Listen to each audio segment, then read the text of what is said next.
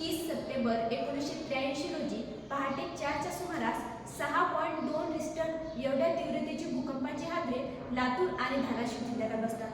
कोणतीही पूर्वसूचना न देता उद्भवणाऱ्या या नैसर्गिक आपत्तीमुळे 52 पेक्षा अधिक लोक हे जमीनदोस्त होतात, तर त्या ठिकाणी हजारो लोकांचा मृत्यू होतो. मग आजच्या आधुनिक युगामध्ये जपानसारखा एखादा भूकंपप्रवण देश हा कृत्रिम बुद्धिमत्तेच्या साहाय्याने आपत्ती आली याची पूर्वसूचना देत त्या ठिकाणी लाखो लोकांचे प्राण वाचत असते, तेव्हा मला हीच कृत्रिम बुद्धिमत्ता प्रणाली ही खऱ्या अर्थाने मानवासाठी तारणहार वाटते. अगदी याच प्रश्नाची चिकित्सा करण्यासाठी मी आज इथे उपस्थित आहे. नमस्कार, मी मनीषा श्रावण जांगीर, तेरणा महाविद्यालयाची विद्यार्थिनी. सुरुवात करत असताना मी एक साधी गोष्ट स्पष्ट करेल की एक ग्रीक तत्वज्ञ असं म्हणतो की चेंज इज ओनली कॉन्स्टंट, आणि त्याच्या वक्तव्याप्रमाणेच मानवाच्या विकासापासून ते मानवाच्या उद्भवापर्यंत मानव जसं जसं हळूहळू प्रगती करू लागतो, अगदी त्याचप्रमाणे त्या प्रगतीनुसार अनुभवानुसार त्याचे वेगवेगळे बदल होऊ लागतात.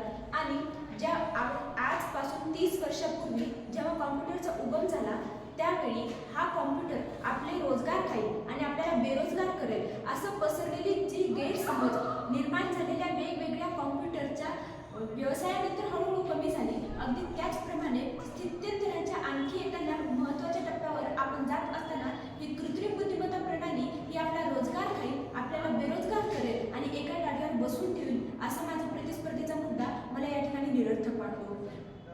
विचार केला तर AI स्पेशलिस्ट, डाटा सायन्स अशा विविध रोजगाराच्या संधी कृत्रिम बुद्धिमत्तेच्या माध्यमातून त्या ठिकाणी उपलब्ध होत आहेत.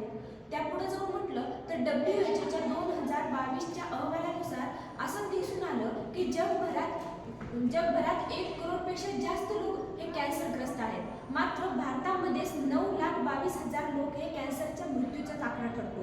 मग त्या ठिकाणी आयडियल कंपनीचा वॅक्सन नावाचा AI त्या ठिकाणी कृत्रिम बुद्धिमत्तेच्या माध्यमातून कॅन्सरग्रस्ताच्या कॅन्सरवरील मात करण्याच्या प्रक्रियेमध्ये त्यांची मदत करत असेल.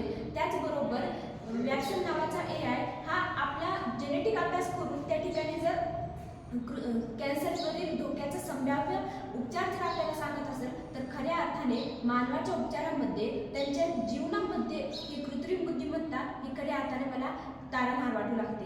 या पुढे जाऊन म्हटलं तर स्पेशली एफर्ट्स व्यक्तींना देखील ही कृत्रिम बुद्धिमत्ता ही तारणहार आहे. मग त्या व्यक्तींच्या त्याचबरोबर अंध व्यक्तींच्या देखील उपचारामध्ये हे खूप फायद्याचे ठरू लागते. मग अंध व्यक्तीच्या आजूबाजूच्या परिसरातील वर्णन करून त्या ठिकाणी त्यांचं एक नवीन दृष्टी प्रदान करायला लागतो, तेव्हा ही कृत्रिम बुद्धिमत्ता मला मानवासाठी